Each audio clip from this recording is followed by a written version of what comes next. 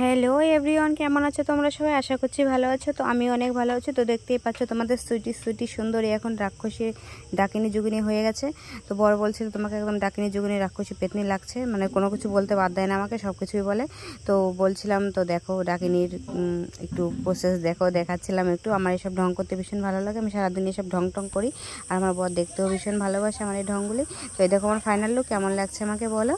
আশা করছি ভালোই লাগছে আমাকে। তোমাদের সুইটি সুন্দর, অলওয়েজ বিউটিফুল, তোমরাই বলো। তো দেখো বেরিয়ে গেছি পার্লারে, মানে রাস্তায় আছি এখন, পার্লারে যাব।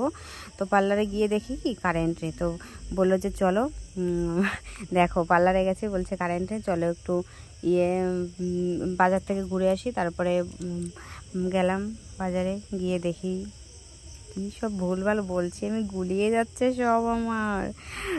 তারপর ও দুটো জামা নিল, তারপর জামা নিয়ে বেরিয়ে আসলাম। কি বলবো আর, ভুলে যাচ্ছে তো, সব গুলিয়ে যাচ্ছে। তো দেখো কেনাকাটি করে চলে এসেছি পার্লারে। তো আমার ভুরো করা হয়ে গেছে, বান্ধবীকে টাটা করে বাড়ি আসছিলাম। আর পার্লার থেকে বাইরে বেরিয়ে দেখে আমার বরের মুখটা পুরো শুকরের পেছনের মতো হয়ে গেছে, লেট হয়ে গেছে পার্লারে তাই।